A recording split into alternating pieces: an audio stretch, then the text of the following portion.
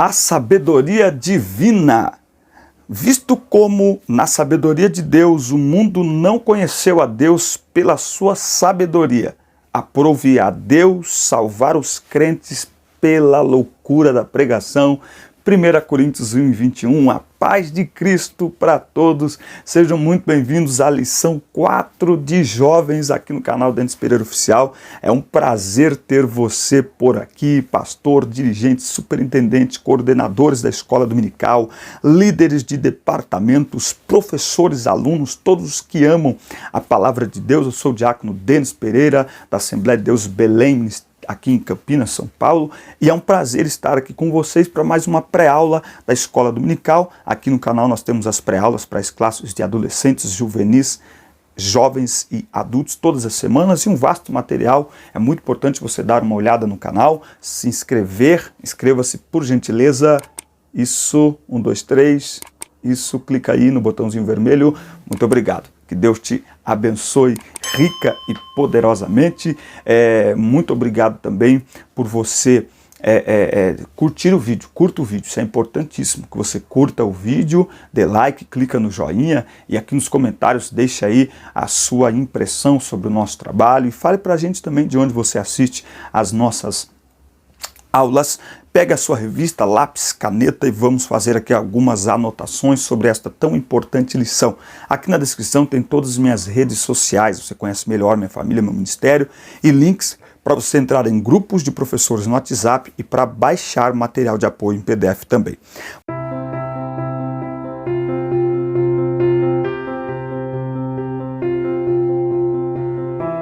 Vamos lá para a nossa lição 4. Classe de jovens, muito importante esse assunto que nós vamos tratar. Na lição deste domingo veremos que Paulo resume Isaías 29:14 para mostrar à igreja de Corinto que o pensamento de Deus é contrário ao pensamento desse mundo, né? A sabedoria humana. Somente o Pai pode oferecer a vida eterna à humanidade, coisa que ninguém pode fazer. E esse é o grande diferencial do Evangelho. Nenhuma filosofia, nenhuma pseudo-divindade pode oferecer o que só Deus nos oferece através de Jesus Cristo. Tópico 1. A cruz de Cristo e a sabedoria de Deus. Você sabe que a cruz é loucura para o mundo, né? Judeus, romanos e gregos não conseguiam compreender a revelação da vitória de Cristo na cruz.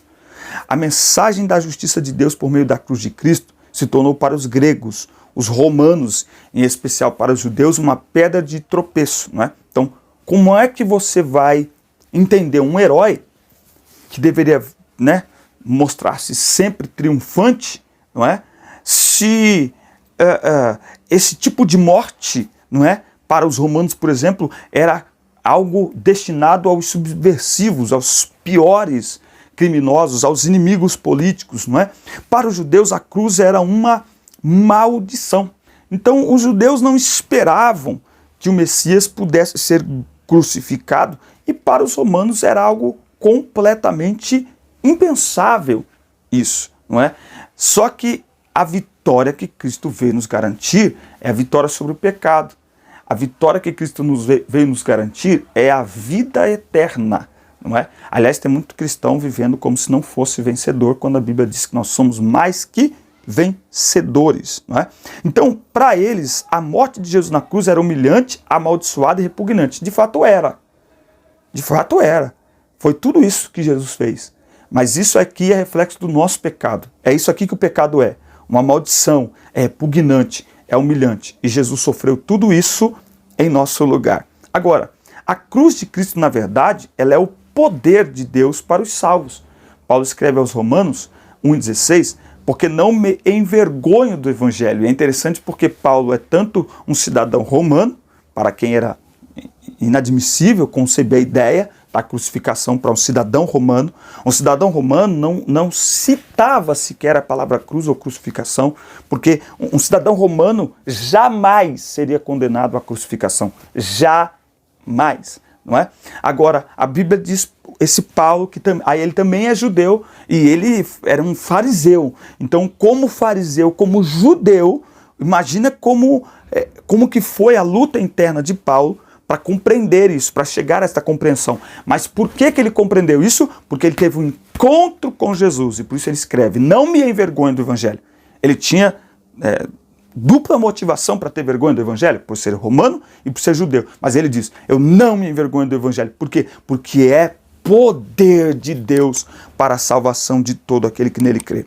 A obra de Cristo satisfaz a necessidade da justiça de Deus pelo pecado da humanidade, pois anulou a sentença de morte que havia contra a humanidade. Eu sou de um tempo que algumas peças de teatro na igreja, alguns louvores, davam a ideia de que o homem devia algo para o diabo, e que aí Jesus morreu para pagar uma dívida para o diabo. Não, a nossa dívida era com Deus. Jesus morreu para satisfazer a justiça de Deus. Por isso que nós somos justificados por Jesus Cristo, declarados inocentes através do sangue de Cristo. A cruz de Cristo, loucura para o mundo, é o poder de Deus para a salvação de todos os que creem em Jesus. Poder para a salvação. Cristo move as montanhas e tem poder para salvar, tem poder para salvar. Só Jesus tem poder para salvar. A sabedoria do mundo, ou a sabedoria de Deus, prevalecerá sobre a sabedoria do mundo. Paulo, em sua carta aos Romanos, 1:21, usa as seguintes palavras: tendo conhecido a Deus, não o glorificaram como Deus. Tais palavras referem-se àqueles que reconhecem a existência de Deus por meio do conhecimento natural, mas não o reconhece como Deus. Não é? Então, muita gente reconhece, tem uma força, tem alguma coisa, uma força cósmica, mas não o reconhece como Deus. Por isso que Paulo escreve: e não o glorificaram como Deus, reconhecendo a sua soberania, reconhecendo aí o seu poder, não é? E por isso que Paulo diz que a sabedoria dos sábios, ela será destruída por Deus, é a inteligência dos inteligentes, mas os salvos permanecerão para sempre. Então, quantas pessoas naquele dia, eles vão olhar e, diante de tanto conhecimento e sabedoria que supõem ter, eles vão olhar e vão dizer: como que eu não consegui crer nisso?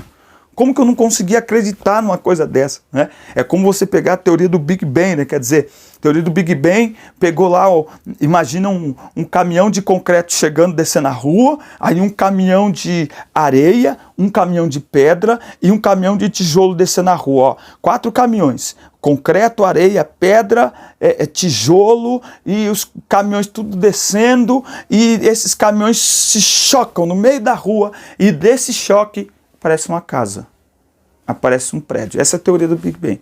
E é mais fácil crer nela do que acreditar que um ser extraordinário chamado Deus criou todas as coisas. E a Bíblia diz que ele sustenta tudo com o seu poder. É inadmissível para muitas pessoas acreditar que isso é possível, mas eles acreditam numa explosão. Aí você pergunta: mas quem que explodiu? Eu não sei. A explosão, não. Deus é autoexistente. O único que não tem explicação de como veio existir é Deus. Deus é autoexistente. De eternidade a eternidade ele é Deus. Por isso que ele é o criador de todas as coisas. Tudo vem a existir a partir dele. Mas de eternidade a eternidade ele é Deus. Ok? Mas muitas pessoas são tão sábias que elas não conseguem entender isso. A vida eterna e a verdadeira sabedoria vem de Deus. Não podem ser obtidas por meio do legalismo religioso. A sabedoria de Deus aponta para a cruz de Cristo, para a partilha dos sofrimentos de Jesus, para o testemunho de uma vida transformada. Muitos judeus que viviam em Corinto defendiam uma justiça própria, advinda pelo cumprimento da lei. Porém, Paulo deixa claro que nenhum ser humano é justificado pelas obras da lei. Nenhum ser humano é justificado pelas obras da lei. No nosso caso hoje, nenhuma pessoa é justificada por cumprimento de regras, por nenhuma pessoa é justificada, ou seja, declarada inocente por Cristo. Ninguém se torna merecedor da graça. Ninguém vai entrar no céu porque faz alguma coisa ou deixa de fazer. Nós precisamos olhar para nós mesmos e prestar atenção. A maneira como às vezes o ensino é feito faz muitas pessoas acharem. É só você perceber o ar de nojinho que alguns manifestam em relação a outros cristãos que têm outros comportamentos, sabe? Aquele orgulho da nossa santidade, quando a nossa régua de santidade é mais ou menos assim: eu olho para o outro para perceber se há nele um pecado mais grave do que o meu. Então eu minto, mas ele é um adúltero. Adultério é pior que mentira. O adultério vai estragar o casamento, vai não sei o que, então eu me sinto mais santo que ele. Só que a ideia de santidade não é na horizontal, é na vertical. Não é sejam santos como seus irmãos são santos. É sejam santos como eu sou santo. E diante de Deus, todos nós somos pecadores. Todos nós diante de Deus necessitamos, dependemos da sua misericórdia. Todos nós. A verdadeira sabedoria não se revela por determinação humana. Alguns gregos com tendências gnósticas, movimento filosófico religioso de caráter esotérico, místico e sincrético, que surgiu nos primeiros séculos da era cristã, à margem do cristianismo organizado, criam que já haviam alcançado o conhecimento necessário para a salvação. Eram vaidosos e desconsideravam os outros. Eles faziam descaso do ensino de Paulo, considerando-o ingênuo, tanto no conteúdo como na retórica. Temos que tomar muito cuidado com pessoas que, por estudar 2 livrinhos de teologia, ele se julga superior às outras pessoas. Isso não é nem sabedoria, tá? Isso não é nem sabedoria. Uma pessoa verdadeiramente sábia, o conhecimento que ela tem é para ajudar as pessoas, é para servir as pessoas. Então, dessa forma, eles não davam abertura para a iluminação do Espírito Santo por meio da palavra. Eu usei aqui essa questão teológica porque a gente saiu de um tempo de muita sensibilidade espiritual para um tempo de ceticismo espiritual no nosso ambiente. Pessoas que, porque colocou um anel no dedo, ele já não tem sensibilidade espiritual. Então, o sermão dele é recheado de intelectualidade, mas falta fervor espiritual. Falta a presença de Deus no meio do sermão dele, não é? O sermão nosso, ele deve ser dotado de conhecimento, sim, mas ele também deve ser recheado com a presença de Deus, e para isso nós precisamos ser sensíveis à presença de Deus cada vez mais. Se o conhecimento tirar isso, então esse conhecimento não é um conhecimento bom, ainda que seja teológico, não por causa do ensino em si, da teologia em si, mas a maneira como as pessoas se percebem. Tá? Então é preciso dar abertura, ter sensibilidade ao Espírito Santo. Cristo, a verdadeira sabedoria que garante a vida eterna. Paulo identifica claramente Cristo como a sabedoria de Deus. Cristo, poder de Deus e sabedoria de Deus. E Cristo, o qual para nós foi feito por Deus sabedoria. Ele faz isso dentro de um contexto de oposição entre a sabedoria humana e a sabedoria divina. Por isso, pela forma natural, o ser humano não entende o plano de Deus para a salvação da humanidade por meio de Cristo Jesus. Paulo afirma que Jesus foi feito Espírito vivificante e que garante a ressurreição dos salvos. Ele é o mistério da sabedoria divina. Aqueles que encontram a cruz de Cristo, na cruz de Cristo a solução para os seus pecados, se identificam com ele na sua morte, também participarão de sua ressurreição. Então, como é que você entende isso sem a ajuda do Espírito Santo? Como é que você entende isso sem abrir o coração? A Bíblia diz que Paulo, quando está lá em Éfeso, a Bíblia diz que Deus lhes abriu o entendimento. Não, Jesus, não é? Jesus espera aí que eu estou confundindo os textos aqui. Jesus, mas eu estou falando isso porque com Paulo acontece alguma coisa parecida também. O entendimento. Deixa eu ver se é isso. Jesus lhes abriu o entendimento. Olha lá, ó. Lucas, olha só, Lucas, olha lá, 24 e 45. Então lhes abriu o entendimento para compreenderem as Escrituras. Agora, como que abriu o entendimento? Abriu porque eles estavam sensíveis a isso, porque eles estavam ansiosos por isso. Não é possível abrir o entendimento à força, não é por força nem por violência, é pelo meu Espírito, diz o Senhor. Eis que estou à porta e bato. Eis que estou à porta e bato. Então, eu costumo dizer que, eu pergunto, né? Você pode responder aí nos comentários. É possível compreender o amor de Deus? É possível o homem compreender o amor de Deus? Bom, geralmente, a resposta que eu recebo é não. O homem não consegue compreender o amor de Deus. E eu digo o seguinte, a gente pode não compreender plenamente, totalmente, Mas o Senhor nos deu capacidade ao ser humano para compreender o mínimo, para crermos, o mínimo. Se alguém não consegue compreender, deve ser humilde o suficiente para dizer: Senhor, abre o meu coração, abre o meu entendimento, me ajuda a compreender. Não é verdade? E procurar, e pesquisar, e buscar a ajuda de alguém para compreender, não é? Por quê? Porque é necessário compreendermos até para que a nossa fé seja racional. Ela esteja fundamentada em algo firme, que é a palavra de Deus, não é? Tópico 3. A verdadeira sabedoria está em conhecer a Cristo crucificado. O orgulho humano é derrotado na cruz de Cristo. Jesus afirmou: e a vida eterna é esta, que conheçam a ti só por único Deus verdadeiro e a teu Filho Jesus Cristo, a quem enviaste. Essa afirmação é um grande obstáculo para a sabedoria humana, pois para conhecer a Deus é preciso dar crédito à mensagem do Evangelho. Por isso que Paulo diz que a pregação dele não consistiu em sabedoria de palavras. Isso era uma afronta para os gregos, afinal de contas, meu Deus do céu, não é? Os gregos deviam ficar muito irritados com Paulo, porque Paulo tinha uma ótima retórica. Paulo era muito intelectual, Paulo tinha condições, mas ele abriu mão de tudo isso. E lá, quando ele escreve a carta aos Coríntios, ele fala assim: e nada me propus saber entre vós, senão Cristo e este crucificado. Então, a cruz era um escândalo e uma vergonha. A mensagem da cruz ainda mais. E ainda o é, porque a mensagem da cruz chama os homens ao arrependimento. Chama os homens a se renderem ao Cristo crucificado para serem transformados em novo homem, em uma nova criatura. A cruz revela a fraqueza humana e o poder de Deus para nos salvar da maldição e da condenação do pecado através de Jesus Cristo. Por isso que o tema central da Bíblia é Cristo e o tema central da pregação de Paulo é o Cristo crucificado. Eu costumo dizer, tenho dito ultimamente, nós temos que tomar muito cuidado com o evangelho romântico, com a cruz romântica, que apresenta a cruz vazia, é a cruz do amuleto, é a cruz do acessório de moda, é a cruz do crucifixo, é a cruz da camiseta, mas é a cruz sem Cristo. Porque é muito hostil, nossa, é muito violento, sim, a cruz é violenta. A cruz é o ato mais violento.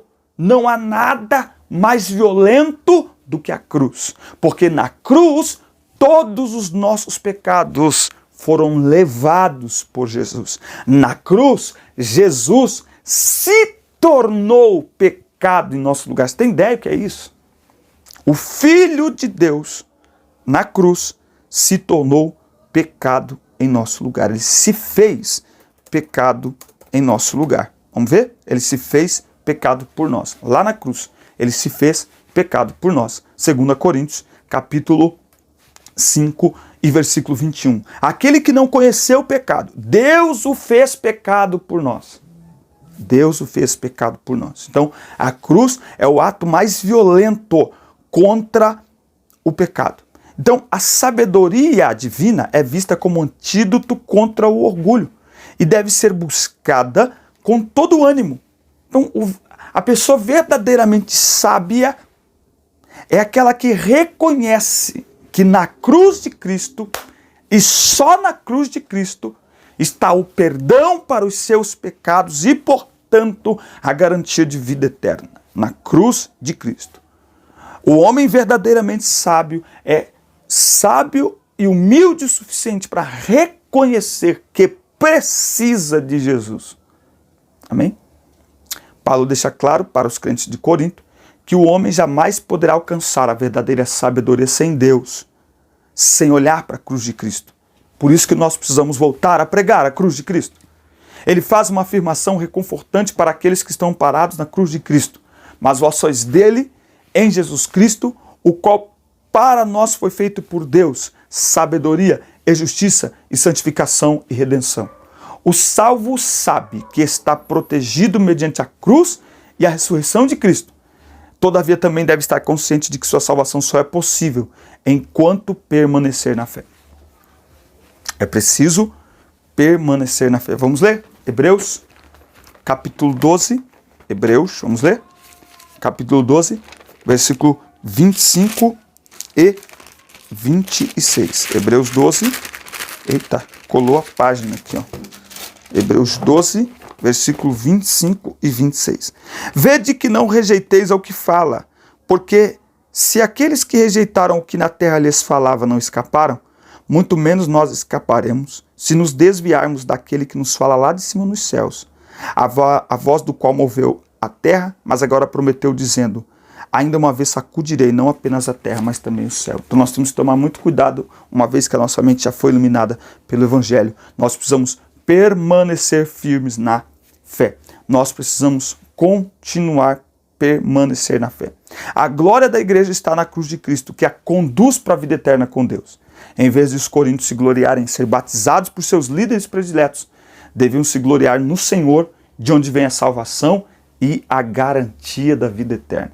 Lembra quando os discípulos, eles voltaram, Jesus mandou eles irem pelas aldeias de 2 em 2, lá em Lucas 10, e eles voltaram eufóricos. Mestre, nós expulsamos demônios em teu nome, no teu nome até os mortos ressuscitam, coxos andam, cegos veem. Jesus falou assim, não se alegrem por isso, alegrai-vos antes por estar o vosso nome escrito nos céus. Essa é a alegria do cristão. Essa é a nossa alegria, a certeza de que o nosso nome está escrito nos céus, está escrito no livro da vida, a certeza da vida eterna. E eu concluo aqui esta aula com esse texto maravilhoso aqui de Colossenses, capítulo 3, que diz, então, se ressuscitastes com Cristo, buscai as coisas que são de cima, onde Cristo está assentado à direita de Deus.